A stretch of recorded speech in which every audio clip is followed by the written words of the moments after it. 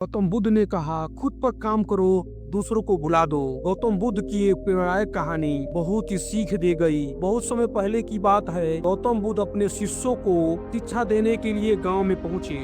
वहाँ लोग उनकी शिक्षाओं से प्रेरित होते और अपनी समस्या समाधान ढूंढते।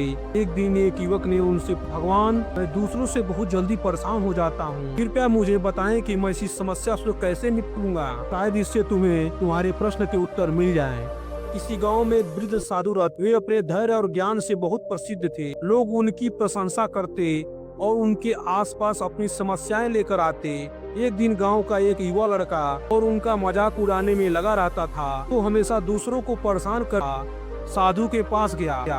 उसने मैं इस वृद्ध साधु को परेशान और देखूंगा कि क्या एक मेरे अपमान का सहन कर सकते हैं। वह साधु के पास और अपमानजनक बातें कहने लगा, कि वेशभूषा, उसकी उम्र और उसकी विचारों का मजाक उड़ाया। लेकिन साधु शांत बैठे रहे, जैसे उन्होंने कुछ सुना ही न हो। युवक और अधिक उत्तेजित हो गया। उसने उन्हें और कठोर शब्द कहे, लेकिन साधु का धैर्य टूटने का नाम ही नहीं ले रहा था। अंत में युवक थक गया। युवक और अधिक उत्तेजित हो गया।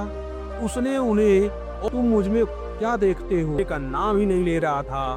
अंत में युवक थक गया और बोला, कहते क्यों नहीं हो? क्या मेरे शब्द तुम्हें परेशान नहीं करते?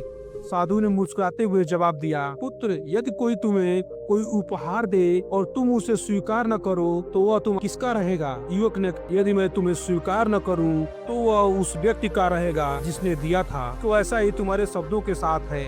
जो तुम कुछ भी कह रहे हो, मैं उसे स्वीकार नहीं कर रहा हूँ, इसलिए ये शब्द तुम्हारे पास रहेंगे। मैं शांत हूँ, क्योंकि मैं तुम्हारे ताने और अपमान को अपने भीतर स्थान नहीं दिया। यह बात सुनकर युवक चुप हो गया। उसे अपनी गलती का एहसास हुआ। उसने साधु से और वादा किया कि वह दूसरों को कभी परेशान नहीं करेगा।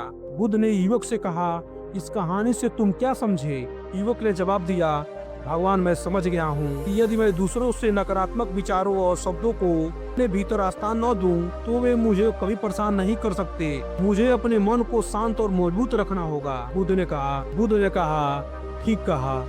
हमेशा याद रखना, दूसरे के शब्द और उसके कर्म तुम्हें तब तक प्रभावित नहीं कर सकते जब तक तुम उन्हें अपने भीतर स्थान न दो। अपना ध्यान दूसरों को बदलने में न लगाओ, इसकी बजाय अपने मन, अपने विचारों और कर्मों पर काम करो। जब तुम दूसरों को बदलने की कोशिश करते हो तो तुम अपनी ऊर्जा और समय बर्बाद करते हो। उनके अनुभव और दृष्टिकोण अलग अलग होते हैं। उन्हें बदलना तुम्हारे वश की बात नहीं है, लेकिन तुम खुद को बदल सकते हो।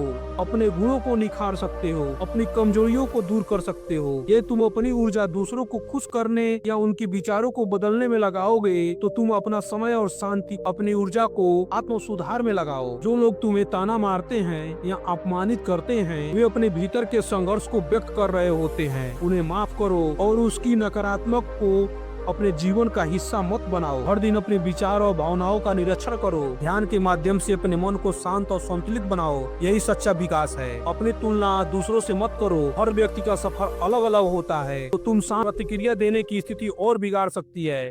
धैर्य रखो और अपनी गरिमा बनाए रखो।